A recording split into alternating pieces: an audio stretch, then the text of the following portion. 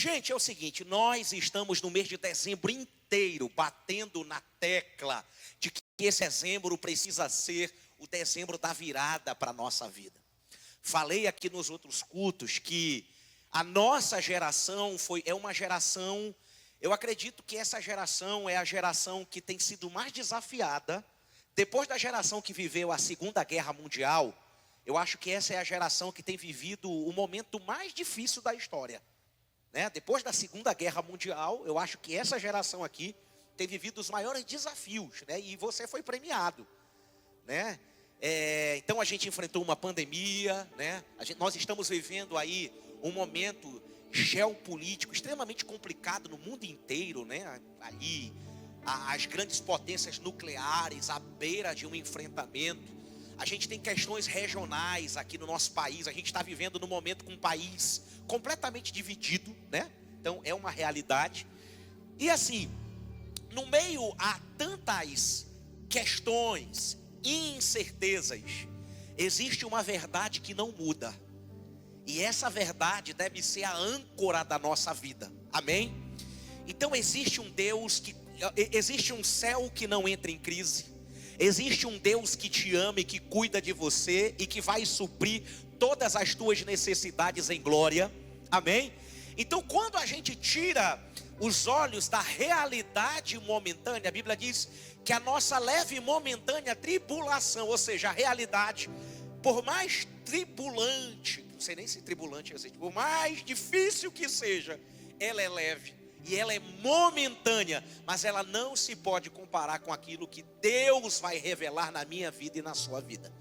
Amém? Então Deus cuida de você, Deus ama você. Amém? Independente da estação que nós estamos vivendo, Ele continua no trono, Ele continua sendo Deus, Ele continua estando no governo de tudo. Amém? Então é muito importante você ter essa convicção. E nós, para nos prepararmos, independente do que aconteça, a gente tem falado aqui no mês de dezembro inteiro de homens de Deus e mulheres de Deus que viveram em tempos extremamente difíceis e que tiveram vitórias e que andaram na contramão de tudo aquilo que a realidade colocava para eles, porque eles decidiram se apegar não com a realidade da terra, mas eles decidiram caminhar por uma verdade do céu para a vida deles. Amém? Então a gente falou aqui na primeira semana, eu usei aqui a história de Isaac. Quem lembra aqui da pregação sobre Isaac? Um ano de fome, havia fome na terra. A Bíblia diz que no ano onde todo mundo vivia uma crise lascada, Isaac prosperou, ficou rico e colheu naquele mesmo ano 100 vezes mais, porque o Senhor o abençoava.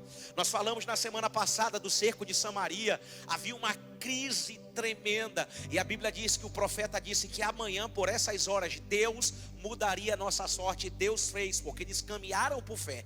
E hoje nós vamos ver também mais uma história, mais um momento de um homem que decidiu caminhar na contramão de tudo aquilo que estava acontecendo na terra. Eu quero convidar você a abrir a sua Bíblia comigo no livro de 1 Reis, capítulo 18, do versículo 37 ao versículo 39. Nós vamos ver aqui a história do profeta Elias, o desafio que ele fez para os profetas de Baal no Monte Carmelo. Quem conhece essa história aqui? Vou melhorar a pergunta, Quem não conhece essa história? Levanta a mão. Pastor, não conheço. Eu vou explicar para vocês, para trazer vocês para o jogo. Tá bom? Quero colocar vocês dentro do contexto da situação. Então vamos lá, eu vou ler o texto, que é uma parte da história, depois eu explico para vocês. Vamos lá, 1, 2, 3, vai, leia comigo. Responde-me, ó Senhor, responde, para que este povo saiba que tu, ó Senhor, és Deus, que fazes o coração deles voltar para ti. Então o fogo do Senhor caiu e queimou completamente o holocausto, a lenha, as pedras e o chão, e também secou totalmente a água na valeta. Quando o povo viu isso, todos caíram prostrados e gritaram: o Senhor é Deus, o Senhor é Deus. Pai, em nome de Jesus Cristo, essa é a tua palavra. A tua palavra também diz que aonde se reúne 2 ou mais pessoas em teu nome, tu estás no meio deles. Nós acreditamos na tua presença, Pai. Manifesta a tua presença, manifesta o teu poder.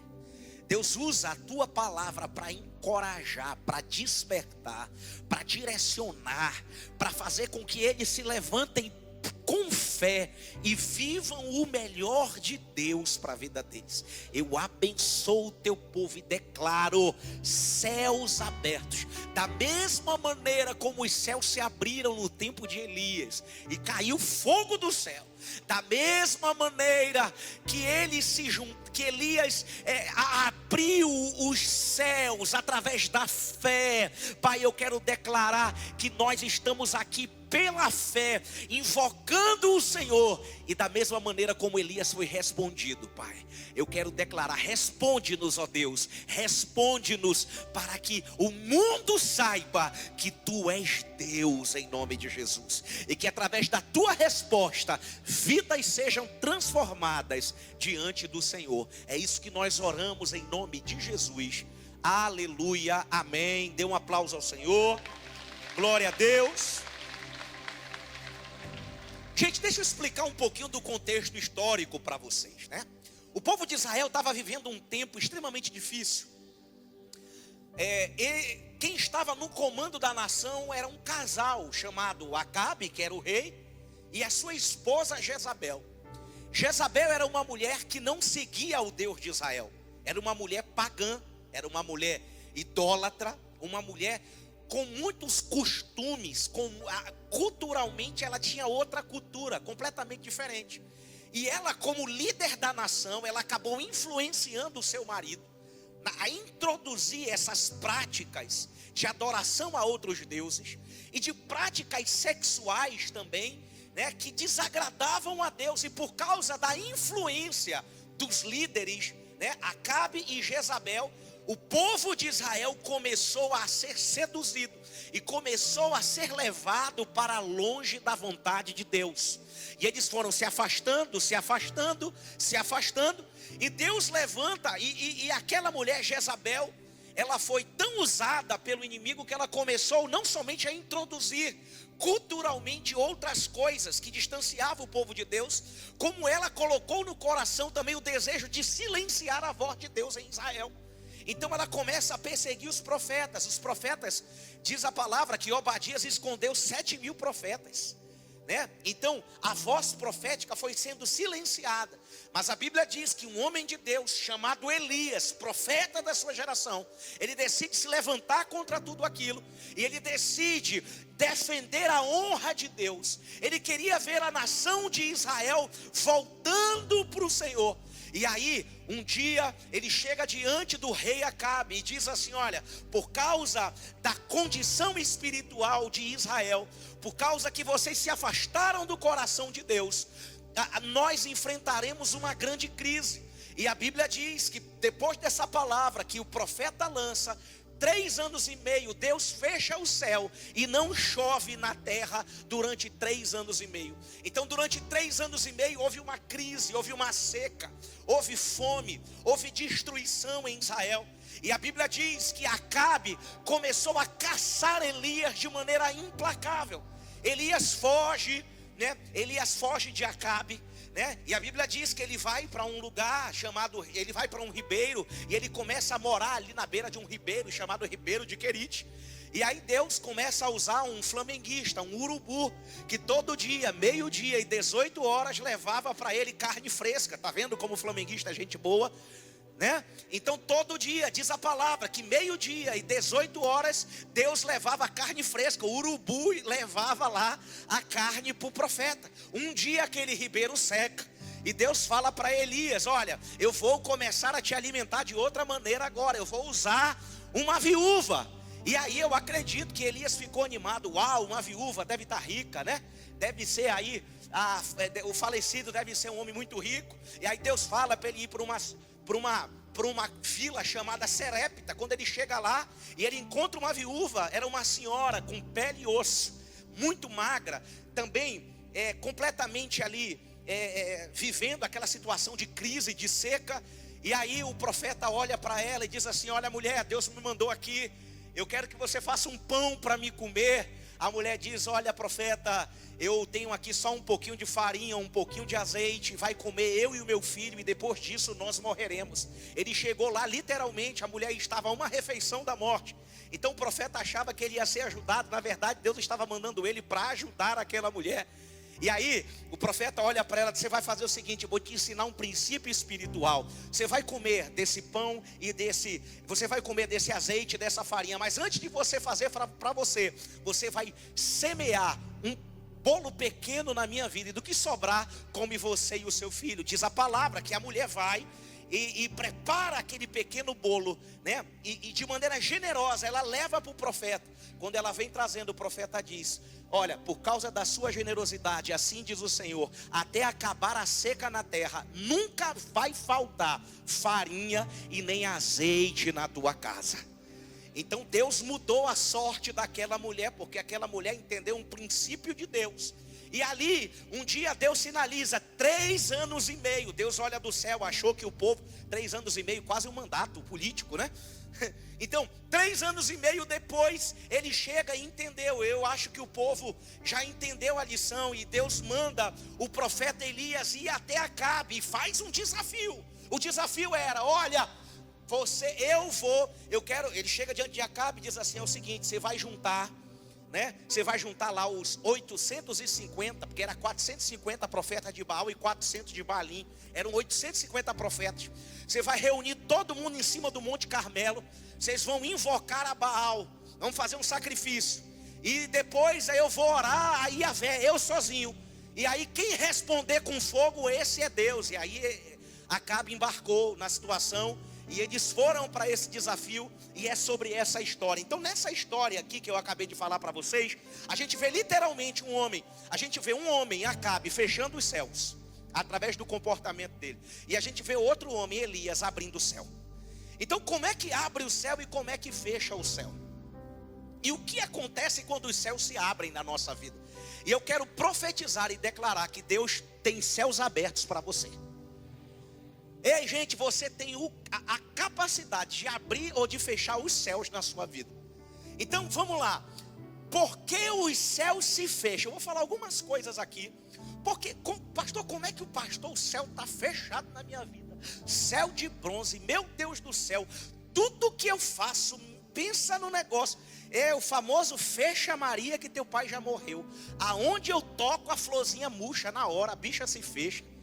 Já brincou assim quando é fecha Maria que teu pai já morreu, né? Então tem gente que está assim, irmão, onde ele toca murcha, meu Deus do céu, parece que aonde ele sabe, é um negócio assim incrível, né? Então por que os céus se fecham? Número 1, presta atenção, você pode estar cometendo um desses erros ou todos esses erros, ou alguns desses erros. Vamos lá, número 1, sabe o que faz os céus se fecharem? Casamento desajustado. Gente, você pode estar, é interessante isso, gente.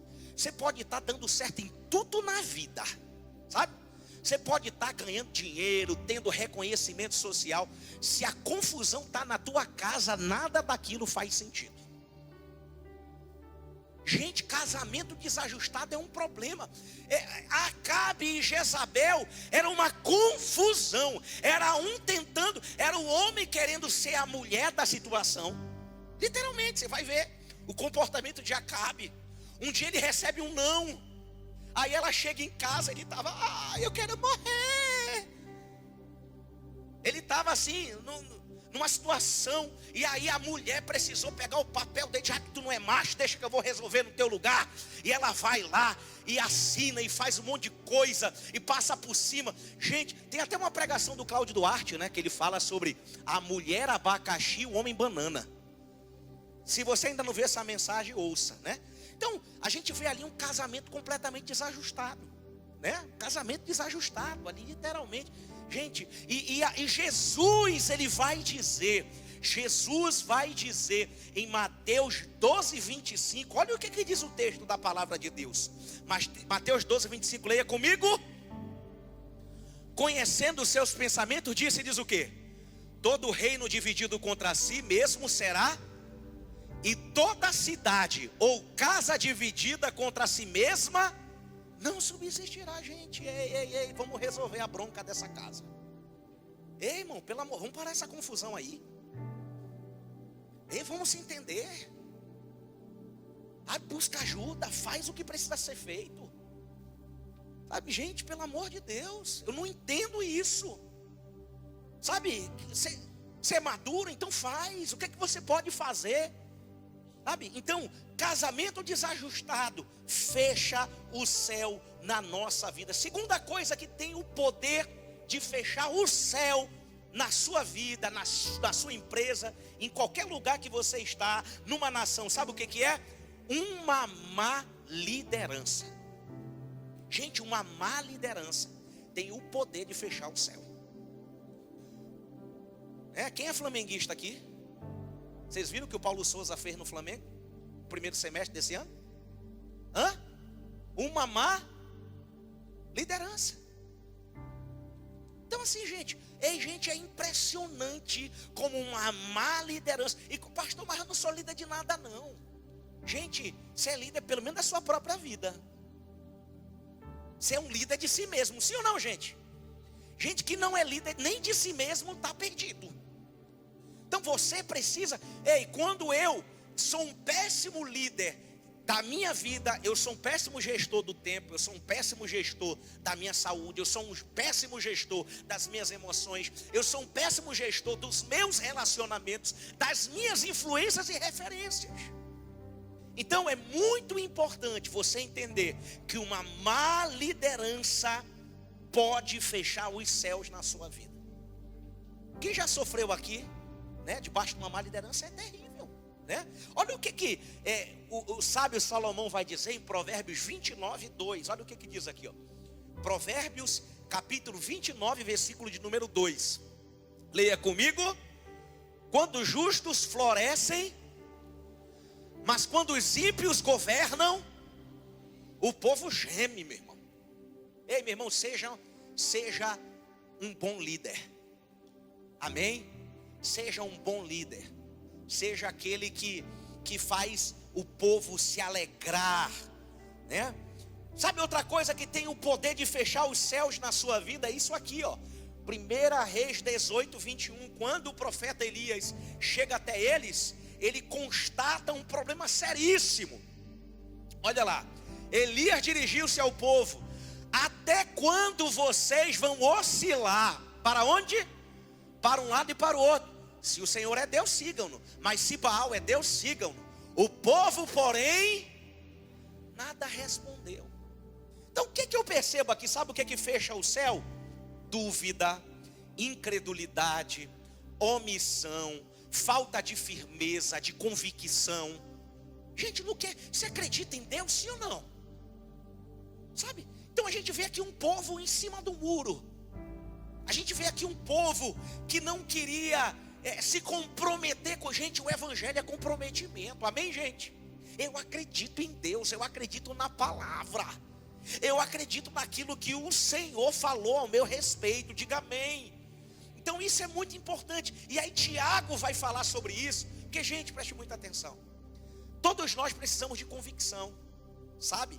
Todos nós precisamos de, em um mundo que vive agitado o tempo todo por ideias e filosofias diversas, você ter convicção, raiz, é muito importante, senão você é arrastado.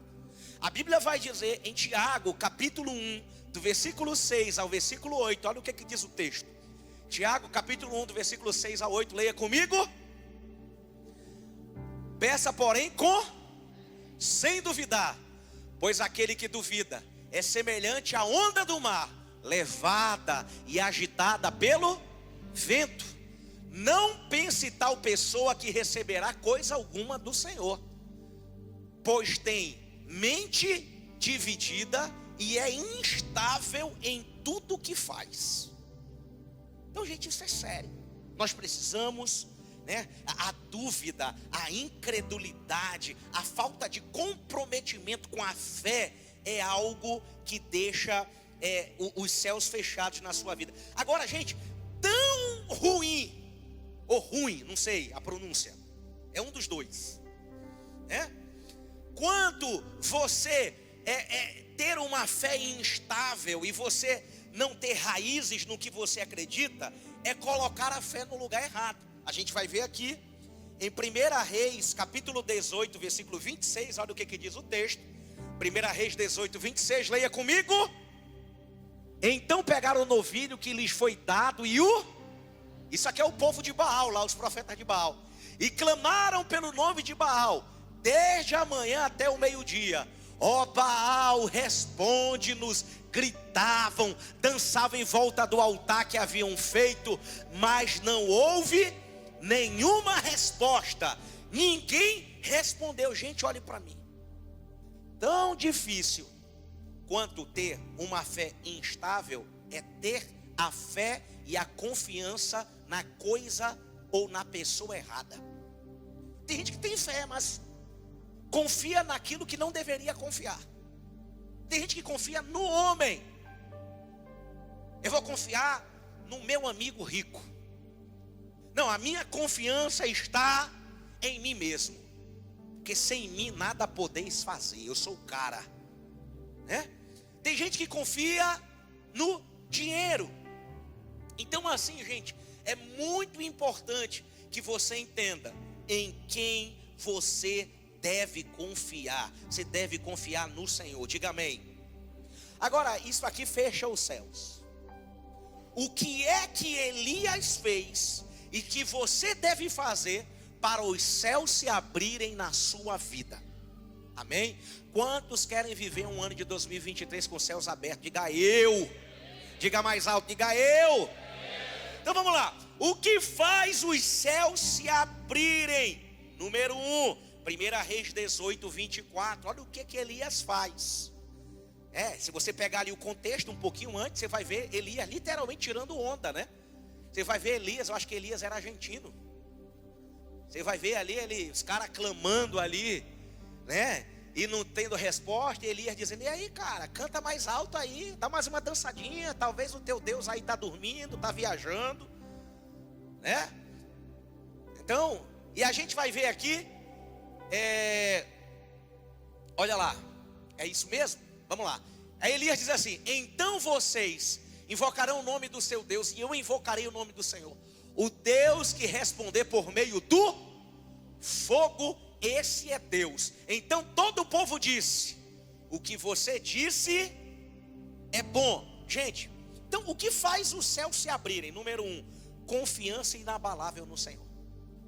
E gente, você precisa acreditar. Olha, e o que é acreditar? O que é a fé em Deus? A Bíblia diz que essa é a vitória que vence o mundo, a nossa fé. E o que é a fé? Hebreus capítulo 11, versículo de número 1. Olha o que é a fé. Hebreus capítulo 11, versículo 1 diz assim, leia comigo, vamos lá? Ora, a fé é a certeza daquilo que esperamos e a prova das coisas que não vemos. Isso é fé. Gente, a fé, diga comigo, fé é a certeza. É a certeza do que eu espero. É a convicção do que eu não vejo. Isso é fé. Ei, eu acredito.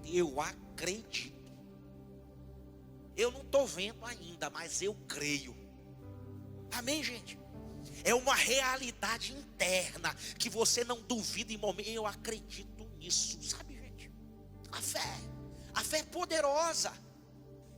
Gente, como o homem imagina no seu coração, assim ele é. Gente, a fé é algo poderoso, sabe por quê? Ei, a fé, olha o que Jó disse. Jó disse: o que eu mais temia me sobreveio. Porque o medo é fé. O medo é fé negativa. Quem vive esperando o pior, então é uma fé.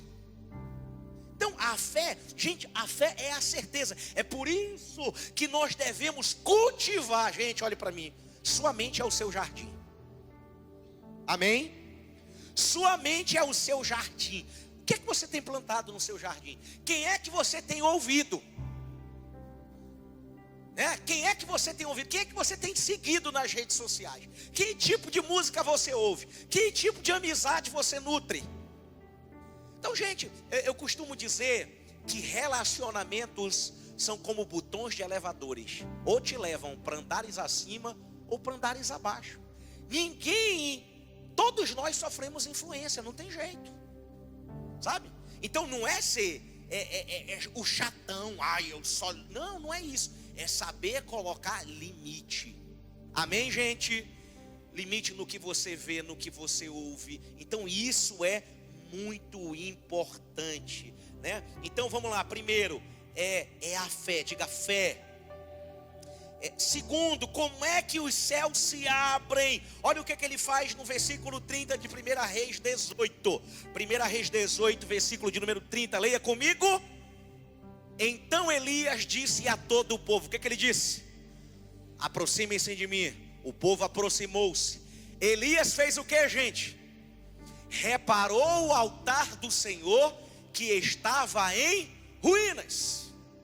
Primeira coisa que ele faz, olha, para ter resposta de Deus, para os céus se abrirem, é preciso ter a reparação do altar de Deus. Gente, sem reparação no altar, sem altar reparado, não tem céus abertos. Olhe para mim, irmãos. O que é reparar o altar?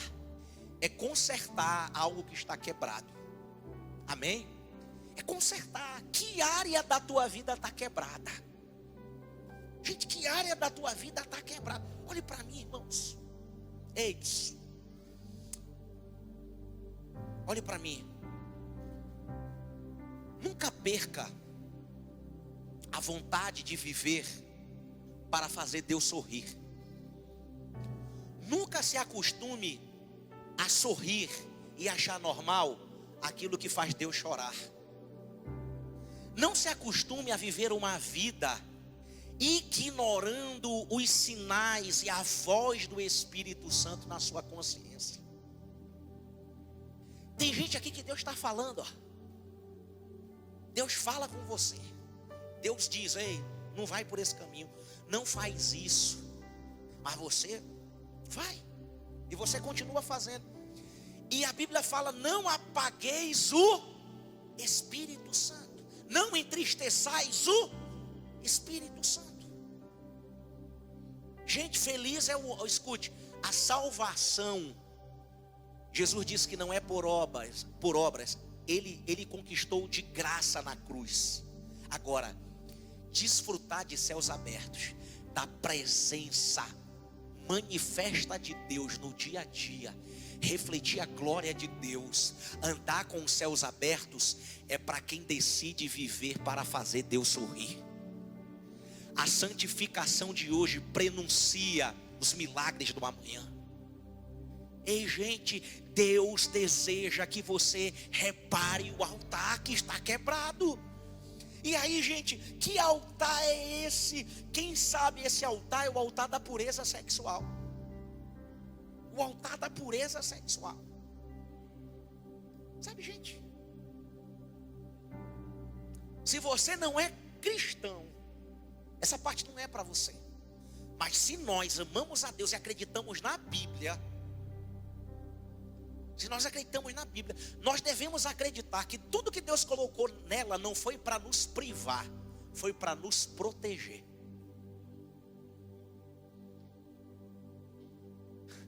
Então, o altar da pureza, você não pode caminhar achando que é normal, que não tem nada a ver, que mudou, os tempos mudaram. Ei, irmãos, aquele que quiser vir após mim, negue-se a si mesmo, tome a sua cruz e siga-me.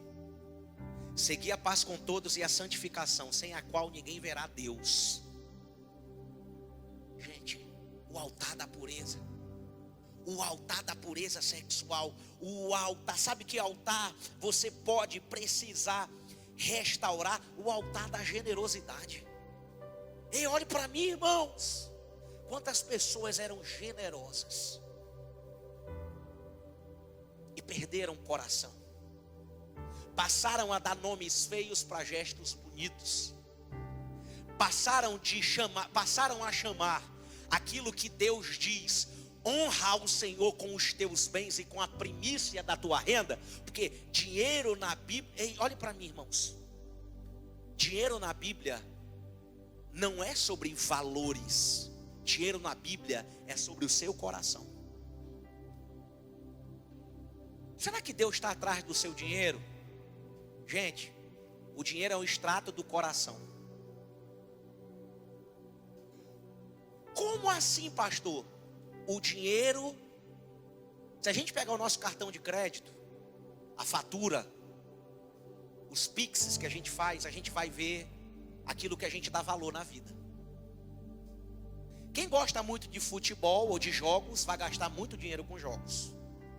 Quem gosta muito do namorado, da namorada, da esposa, vai gastar muito dinheiro com a esposa e com a família. Quem gosta muito de entretenimento, vai gastar muito com entretenimento.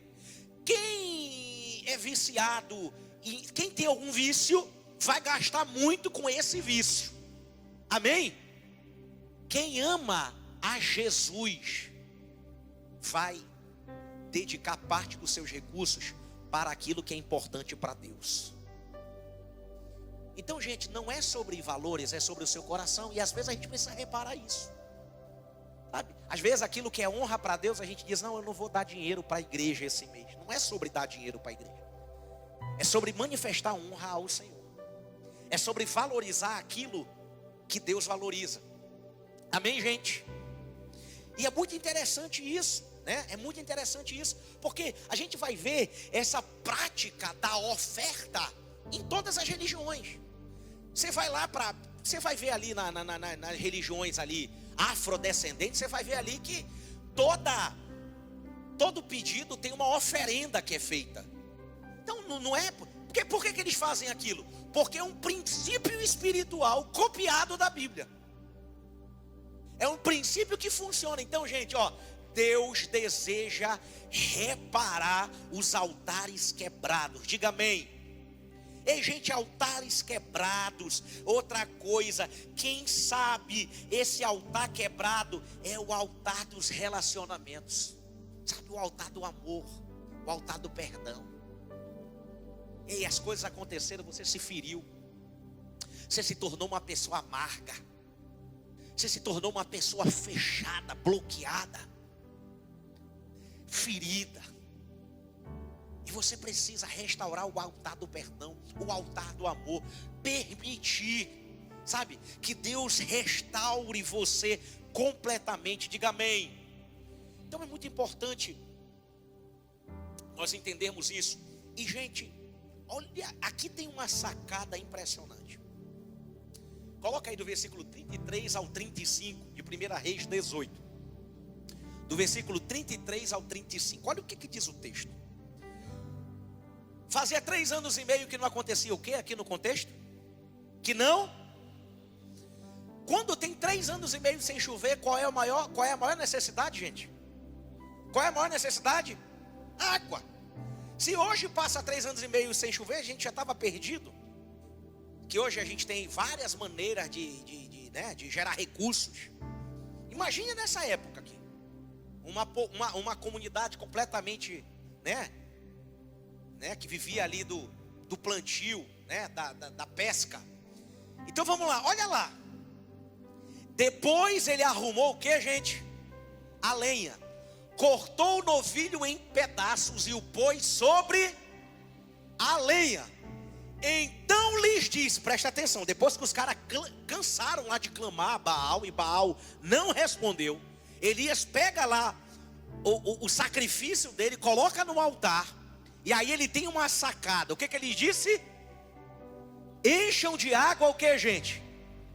Encham de água 4 jarras grandes e derramem-na sobre o holocausto e sobre a lenha. Oh, gente, que coisa interessante. Ele manda colocar na lenha exatamente aquilo que mais ele precisava. Aquilo que tinha em maior escassez, ele decide colocar como oferta no altar de Deus. Aquilo que eles mais precisavam, ele entrega como um sacrifício. Gente, isso é um princípio poderoso. Então ele pega, foram quantas jarras de água, gente? Foi jarra, gente, olha para mim. Eu já fui para um lugar na Venezuela, antigamente, que que lá, a gente lá, o pessoal lavava uma casa com gasolina. Né? Lavavam a casa com gasolina, porque gasolina era mais fácil de encontrar do que a água. Então, naquele lugar, as pessoas davam uma jarra para a gente tomar banho.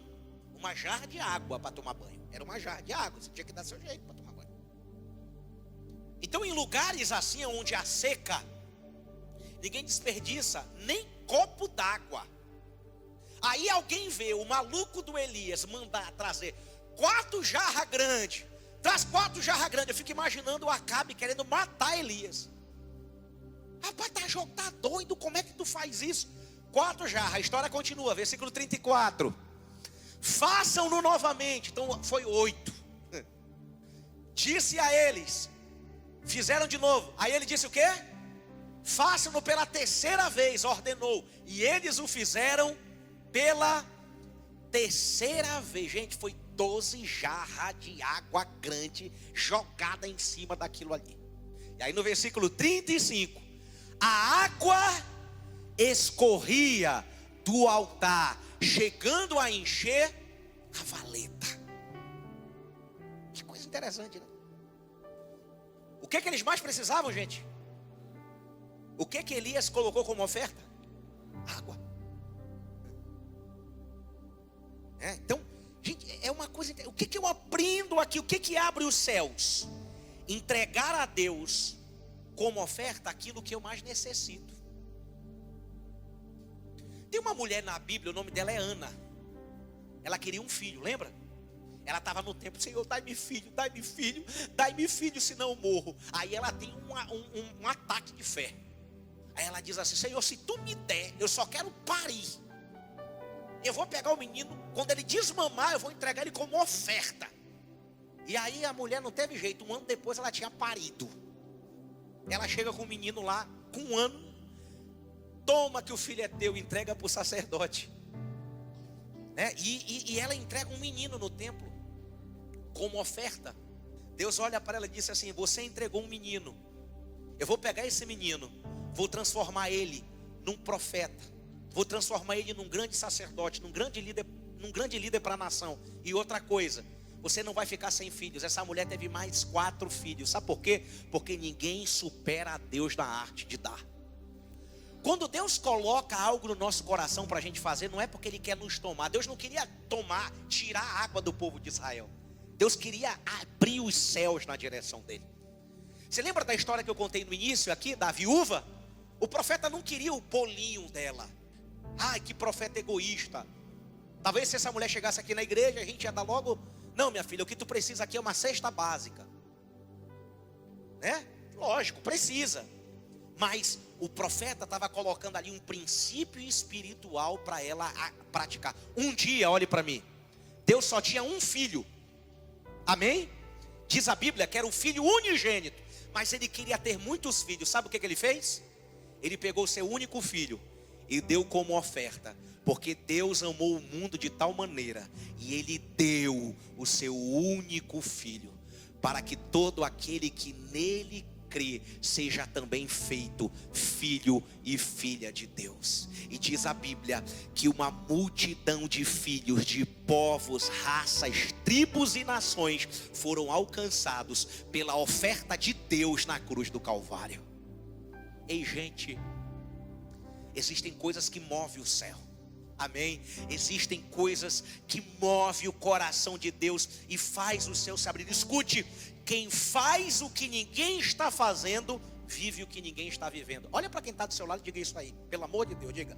Quem faz o que ninguém está fazendo, vive o que ninguém está vivendo. Mais uma vez, irmão, pelo amor, ele diz para ele, irmão, acredite, não, olhe no olho dele, vê se ele ressuscita. Quem faz o que ninguém está fazendo, vive o que ninguém está vivendo. Ato de fé. Então escute, essa última parte eu quero que você fique de pé. Fique de pé em nome de Jesus. Essa última parte eu quero que seja profética na sua vida. Preste atenção. Quando Elias joga água E ele clama ao Senhor, responde o Senhor, responde para que esse povo saiba que tu és Deus. Gente, e quando ele joga a água ali, e Deus olha do céu e diz: esse cara é doido, hein? Os caras estão numa seca medonha aí. O cara joga 12 jarra grande de água no altar para mim. Aí diz a Bíblia, presta atenção, primeira coisa que vai acontecer na tua vida, versículo de número 38 de 1 Reis 18, presta atenção, escute, diz assim: então o fogo do Senhor caiu e queimou completamente o que, gente? O holocausto, a lenha, as pedras, o chão, e também secou totalmente a água na valeta. Parece que Deus desceu do céu e disse: eu vou levar essa oferta. Primeira coisa que vai acontecer na sua vida, se você fizer o que Elias fez para abrir o céu, vai descer fogo do céu, vai ter avivamento, vai ter presença de Deus. Essa frieza espiritual, essa indiferença, sabe, essa morbidão espiritual vai cair por terra, e você vai viver o novo de Deus na sua vida, porque o fogo queimará continuamente sobre o altar e não se apagará da sua vida. Então, em primeiro lugar, vai ter fogo de Deus. Segundo, sabe o que vai acontecer? Versículo 39, eu quero profetizar na sua vida. Versículo 39, diz a palavra: quando o povo viu isso, o que aconteceu? Todos caíram prostrados e gritaram: o Senhor é Deus. O mesmo povo que quando Elias fala, eles ficaram calados. Esse povo, num dia, gente, Elias estava anos e anos orando por Israel. Num dia, Deus muda o coração da nação inteira. Ei, Deus pode em um momento mudar o coração de toda a tua família. Em um momento, gente, se o fogo cair no altar, se Deus responder, se o céu se abrir, Deus pode mudar o coração da tua família. Deus pode mudar o coração do teu patrão. Deus pode trazer essa pessoa. Deus pode mudar a vida do teu filho. Deus pode mudar a vida do teu marido. Deus pode mudar a vida do teu pai. Em um momento, basta uma ação de Deus. Quando os céus se abrem, não há coração duro que fique de pé diante da presença de Deus. E terceiro, sabe o que aconteceu? Presta atenção. Qual era o grande problema? Qual era o grande problema? Seca. Aí Elias vira para Acabe. Se fosse eu, ia dizer: cabra safado, vem cá. Mas era Elias, era um homem de Deus. Não era um cara assim, meio desviado assim, igual eu, não. Versículo 41, olha o que acontece aqui. Elias disse a Acabe, o que ele diz?